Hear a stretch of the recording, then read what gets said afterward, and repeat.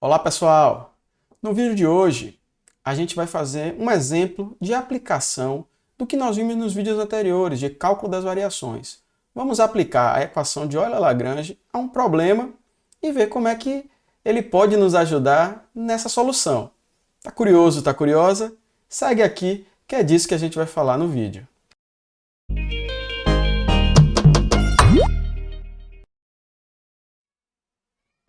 Bem pessoal, o problema que nós vamos tratar aqui é o problema da braquistócrona. Nome até complicado de falar, né?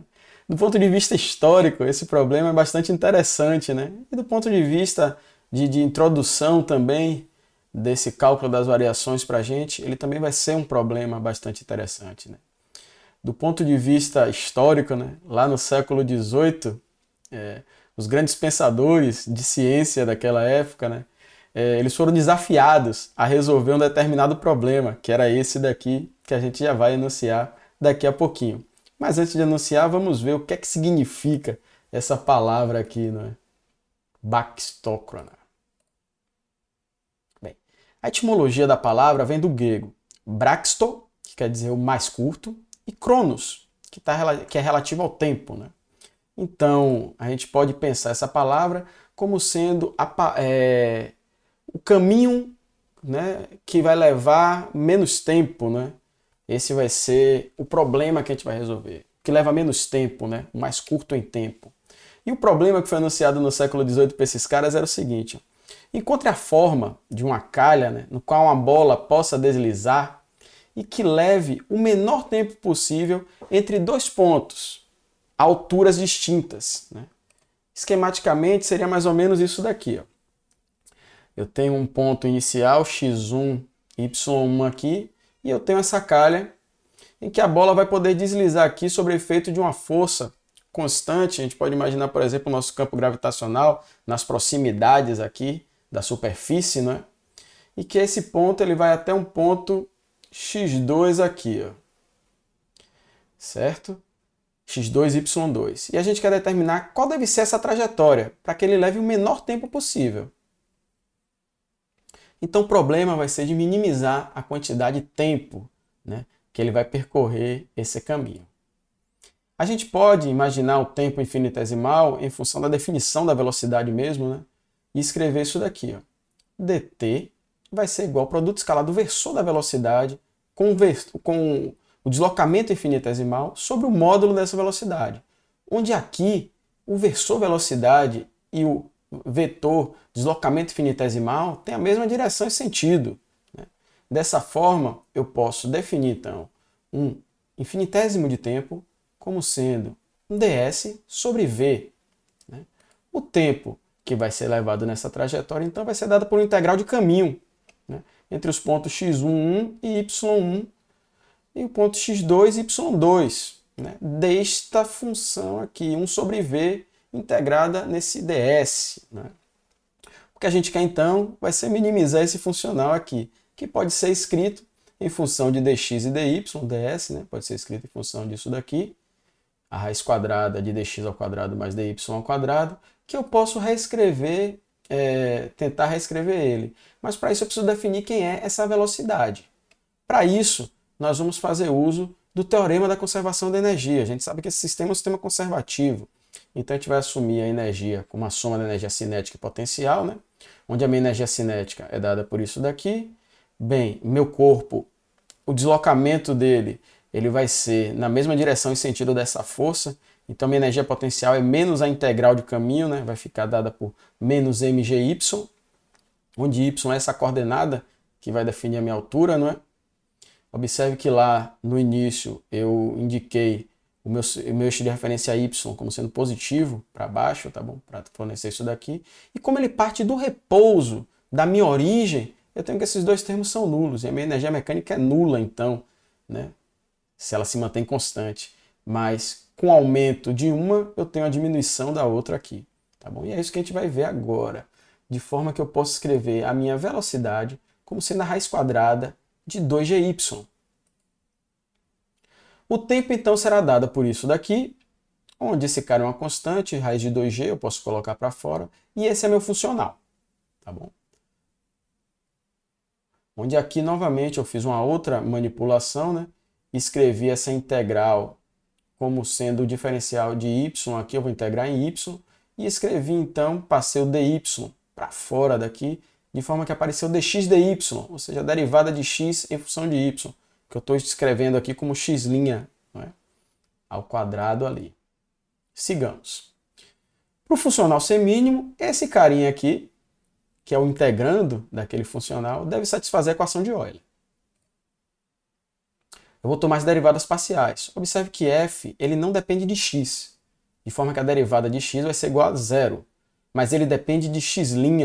Quando eu tomar a derivada de x', eu vou encontrar isso daqui.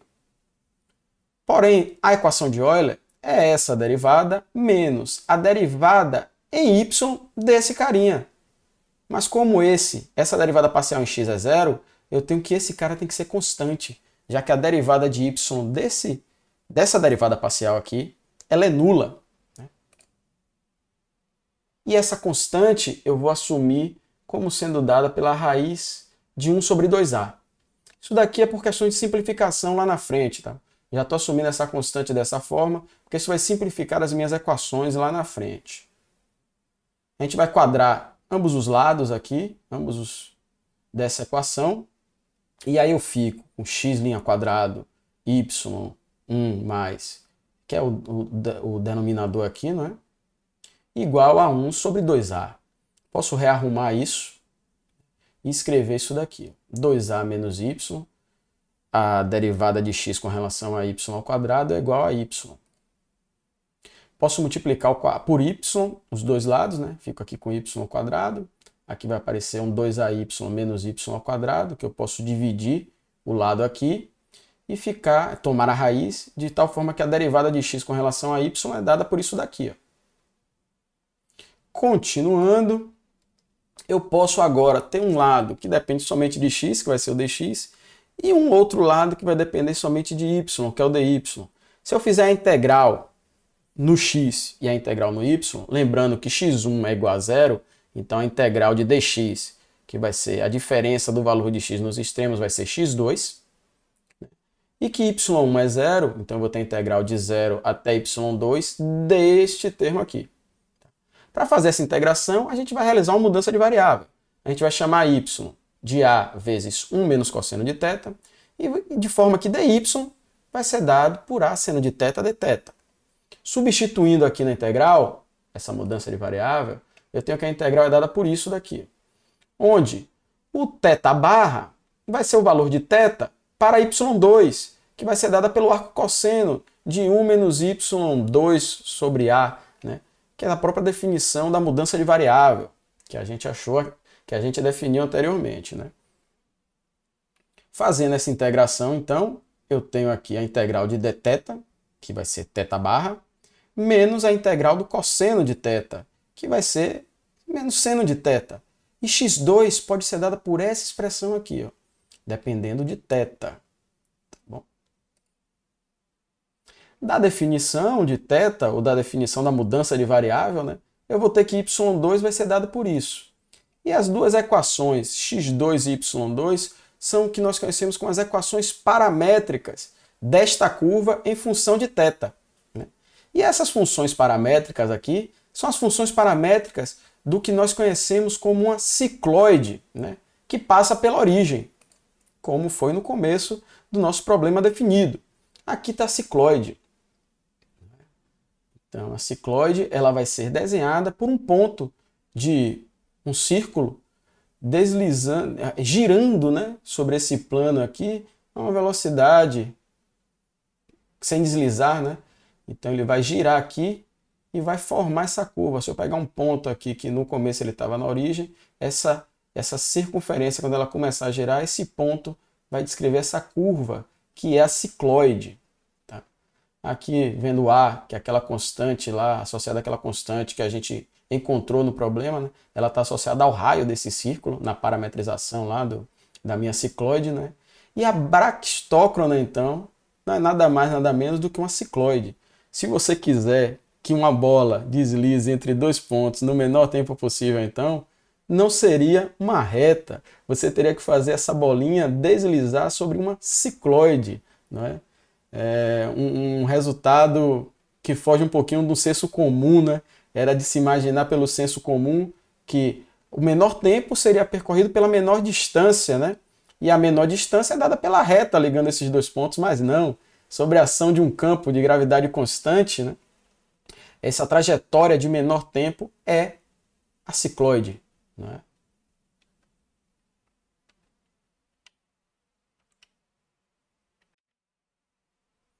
Bem, pessoal, nesse vídeo nós falamos sobre um problema histórico, né, interessante, que foi o problema de resolver qual seria a trajetória que uma bola deslizando por uma calha levaria menos tempo para atingir um ponto mais baixo, né, que é o problema da braquistócrona.